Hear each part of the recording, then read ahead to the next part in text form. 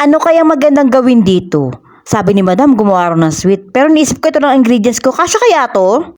Hello everyone! Ako na naman si Jasmine, ang kadama ng Saudi Arabia, Middle East. So ngayon guys, sinuhugasan ko yung mga pinamili ni Among lalaki. Dala mo siya ng drinks at ng juice sa kanyang anak. Dito sa bahay ni Amo, bawat mga dilata binibili sa bakala ay hinuhugasan namin na maigi. Then after, pupunasan mo siya ng mindi, hindi pwedeng basahan, mindi. Kasi syempre, yung basahan, kung saan mo na pinupunas yun, sa mga plato, kaya yan dapat sa mindi, at least automatic tatapon mo na siya. Oo naman, syempre, alam ko hindi tayo pare-pareho ng mga employer. Ang employer na iba ay dead ma, diretso agad sa refrigerator o ihain nyo agad sa lamesa. O diba tama ako? Hindi tayo pareho, diba? Maglubyani! Huwag po kayong mag-alala kasi sanay na ako sa kanila. Magdadalawang taon na nga ako matatapos na nga yung kontrata ko Dapat sanayin ko ng sarili ko na ganyan lagi. Hindi pwedeng may iba at kailangan makikita nila hinuhugasan mo yan. Kasi nga masaselan sila. Wala tayong magagawa. Kailangan sumunod sa patakaran kasi tayo ay kadama lamang. Nagluto si Amo ng makarona na may sabaw. Ibig sabihin ay sopas ang kalalabasan nun. Kaya lang, red sauce ang gamit niya. At hindi siya gumamit ng milk, kundi baharat. Kung sa atin sa Pilipinas ang tawag dyan ay sopas. Si Among babae nagluto ng makarona, ako naman ng patatas. Sabi niya, prituhin ko daw to. Kailangan daw ang kalalabasan niyan ay crunchy. Medyo brown. Gusto niya, ganon. Kaya lang hindi ganon ang kinalabasan. Luntay yan kasi nga makapalang gawaan niya, hindi manipis. Sinabi ko naman sa kanya, pinapatuyo muna yan. Bibilarin muna bago siya piprituhin para maging crunchy. Abay ayaw niya. Di yan, kinalabasan luntay. Dito sa Middle East, kailangan para nagluluto ang mga amo, pagkatapos magluto, mag-general cleaning ka ng kusina, abay sinasabi ko sa'yo, sabog talaga sa mantika ang buong kusina. Lalo yung mga spices. Kasi lagi sila nagmamadali, hindi ko alam kung anong hinahabol baga nila. Lagi sila naghahabol sa oras, yung oras naman din naman sila hinahabol. Kaya nga nagmamap ako ng buong kusina namin ngayon. Abay, hindi naman pwede baldehuan at yung maalaga ko labas-pasok sa kusina. Nagbabaldeho lang ako ng kusina pag walang umaabala sa akin. Abay, libreng-libre. Ngayon hindi po pwede kasi labas-pasok sila sa kusina. Kaya, ayan lang, pwede na yung map-map na lang muna. Saka na tayo magbaldeho. One of these days, makakapag-general cleaning din ako ng kusina. Insyaallah. Bahala na kung meron man time o wala. Basta insyaallah. Busy-busyhan kasi ang mga tao ngayon dito sa bahay kasi nga vacation. Alam niyo naman pag vacation talaga sinasamantala nila yung bakasyon nila.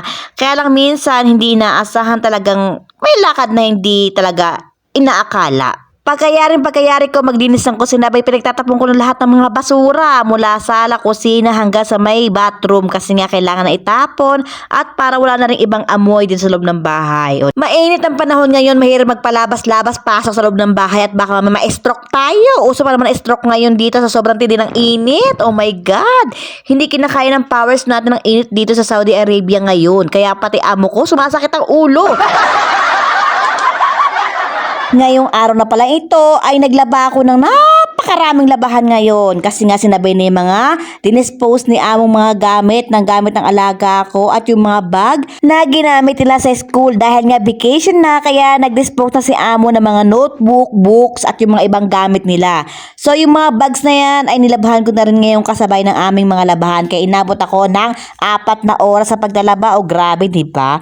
Ganun karaming labahan ko at ganun karami talaga yung oras na kinain ng paglalaba ko. Okay lang naman din kasi nga wala namang ganong gagawin ngayon. Naglaba lang ako, naglinis ng konti. Mamayang gabi pa ako raratsyada ng trabaho talaga kasi pag umalis sila ng bahay mamayang gabi, doon pa lang magsisimula ang aking pinakamatinding laban sa buong maghapon. Maglinis ako ng kwarto ng mga alaga ko, mag-brush ng carpet, maglinis ng CR, maglinis ng halaliya. Syempre yung salang paglaruan ng aking mga alaga or minsan dito pa sa kwarto ko, gagawa ng sahalega, maglalaro pa sila dito. Mga ganong sistema ba? Pagka mahal sila ng 10:30 PM or 11:30, minsan 12 pa nga eh. Kailangan ko maglinis kasi nga yun lang yung time ko, malayang makapaglinis ang buong kwarto ng mga alaga ko, CR tsaka sala, kasi nga wala sila. Kasi maghapon sila nakatambay dito sa sala at umaga sila sisipagtulog. At sa gabi, mulat na mulat, doon sila naglalaro at gising na gising ang diwa. Kaya pala ang mga kadama dito sa Middle East ay tinatawag na puyaters kasi sa gabi gising, sa umaga tulog, o di ba? Parang katulad ng mga amo, ang tulog na ay 1, 2, 3 AM. Tapos gigising sila ng 10 or 11, 12. Tapos alas 2 kailangan gagawa ng kada ng tanghalian. Tapos pagdating na alas 12 ng gabi, saka lang gagawa ng hapunan. Tapos hintay pa matapos yung amo mo kumain. Ililigpit mo pa, tapos huhugasan mo pa. May papakita ko sa inyo guys, nagkalkal ang damitan yung amo kong babae. Ngayon tinanggal yung mga luma nilang damit, yung luma niyang damit, yung ayaw niya nang suotin. Pati yung sa mga anak niya na pinagkaliitan na, ayaw nang suotin, hindi na gusto. Yung may mga matitino pa talaga, pero maliit lang, kinaliitan lang ng mga anak niya. So ngayon, sabi ni Madam, Jasmine, kunin mo ang gusto mong kunin para sa mga anak mo, para sa'yo. Ano mo lang pa box mo lang kung gusto mo. Inisip ko kung mahal naman ng box, wag na lang, 'di ba? Kung maabot din naman ng 500 real, magkano 'yun? Di bibilihan ko lang yung gamit yung anak ko sa Pilipinas, brand new pa. Kaya lang ko sabi ko naman, kung libre naman yung box na bibilihin nila, di naman nila ako pagbabayarin. Abay, go ahead. Pero pag yan, mga yan, ako magbabayad ng box, wag na lang. Ipamimigay ko na lang yan dyan sa mga mahirap dito. Kunyari, may nakita akong bata dyan na, minsan may nakikita akong dyan bata parang hindi naman ganun kayamanan eh.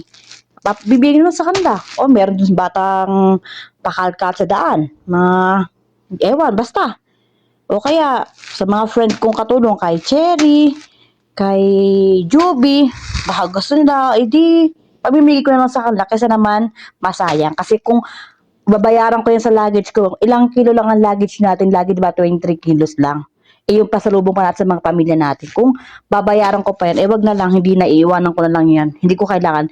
Kung magagastos din ng 500 real, abay bilhan ko na ng bago yung mga anak ko. Please don't forget to follow, like, comment, and share. Thank you for watching.